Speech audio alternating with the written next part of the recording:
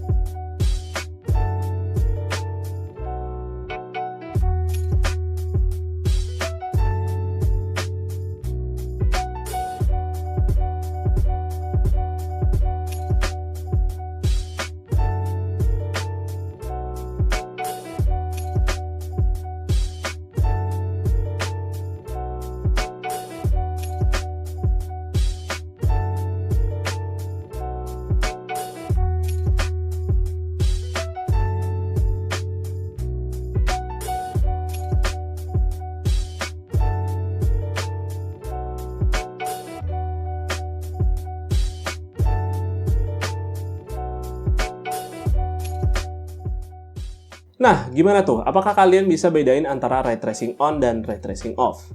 Gue rasa sih kayaknya kebanyakan orang nih bakal sulit nih ngebedain antara ray tracing on dan ray tracing off pada video games. Dimana gue pribadi juga bakal kesulitan nih membedakan jika dikasih blind test seperti tadi. Belum lagi kalau kita mainin game yang banyak actionnya dan memiliki pacing yang cepat. Tentu dengan banyaknya hal yang terjadi di dalam layar membuat mata kita tuh akan sulit nih untuk mencerna informasi visual tersebut. Dan juga nih, trade-off paling tidak mengenakan mengenai ray tracing yaitu adalah FPS kita bisa kena diskon nih saat lagi main.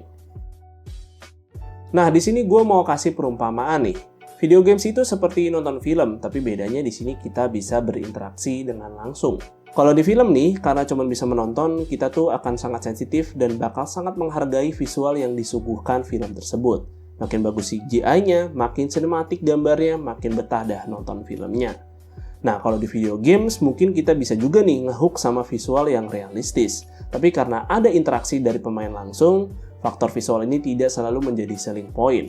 Maka kalau game punya visual yang cakep, harus juga nih diimbangi dengan gameplay yang solid. Dan malah kasusnya seringkali faktor gameplay itu mengalahkan visual. Banyak nih contoh-contoh video game yang visualnya biasa aja, tapi gameplaynya asik dan mungkin sampai bikin candu. Tentu bakal banyak nih yang tetap suka kok game seperti ini.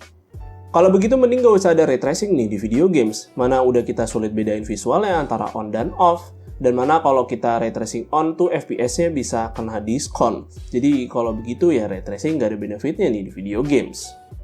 Ya, namanya juga teknologi, tentu ada plus minus dan juga trade-off yang harus bisa kita maklumi. Begitupun juga ray tracing yang mana tadi udah gue jelaskan nih, minusnya dan juga keterbatasan yang sedang kita hadapi di saat ini.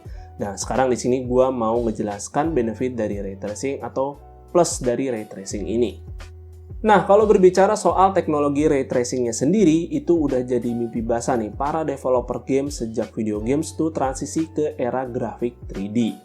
Kalau di industri film, sejak CGI mulai diterapkan, ray tracing ini udah menjadi komponen yang wajib supaya CGI-nya kelihatan makin realistis. Salah satunya adalah film masa kecil gue yaitu Cars 1 buatan studio animasi Pixar. Nah, di sini adalah sebuah contoh nih bagaimana ray tracing itu diterapkan pada film dan animasi. Ada satu scene yang paling ikonik di sini menunjukkan bagaimana studio Pixar tuh flexing soal implementasi ray tracing di film Cars 1. Cuman karena video games itu seminimal-minimalnya harus bisa berjalan 30 fps supaya playable, maka ray tracing ini harus bisa dirender secara real time. Dan faktanya pada saat era PlayStation 3, beberapa developer game tuh sudah mencoba nih untuk tahap-tahap awal real-time ray tracing pada video games. Namun sayangnya hal ini hanya sebatas menjadi tech demo saja karena masih sulit nih untuk diwujudkan menjadi game seutuhnya. Sampai akhirnya nih, fast forward 12 tahun kemudian, kita disuguhkan nih teknologi GPU yang bisa menjalankan ray tracing secara real time di video games. Kemudian kayaknya masih banyak juga nih yang mengira kalau ray tracing ini bikin video games tuh jadi semakin reflektif. Pokoknya kalau di video games tuh ada material yang bisa mantulin cahaya, pokoknya wah dikira pasti pakai ray tracing tuh. Ya padahal ray tracing itu tidak sebatas digunakan untuk hal tersebut aja karena di sini ada banyak nih kategori yang bisa ray tracing gunakan. Dimana di sini ada shadow, ada ambient occlusion, lalu ada global illumination dan juga reflection. Nah, dengan kategori yang cukup banyak tersebut tapi kok kita masih sangat sulit nih membedakan antara ray tracing on dan ray tracing off. Nah, hal ini tuh disebabkan karena sebelum ray tracing itu bisa berjalan secara real time di video games, developer game tuh udah muter otak dan beradaptasi untuk mencari akal supaya game itu bisa terlihat dengan visual yang sangat cakep dan realistis tanpa harus mengimplementasikan ray tracing. Gue ambil contoh aja nih dari implementasi reflection di video games. Nah, di sini tuh kalau ada objek yang bisa memantulkan cahaya, ada beberapa trik developer yang suka pakai, yaitu bisa dengan cube map, yang sesuai namanya yaitu adalah membuat kubus atau box berisi gambar statik yang mirip dengan lingkungan sekitar. Tapi karena statik, terkadang perspektif pantulannya tuh terasa kurang presisi. Kemudian juga yang paling mainstream di sini adalah screen space reflection, yang mana pantulan cahaya bisa disimulasikan berdasarkan informasi frame yang tampil pada layar.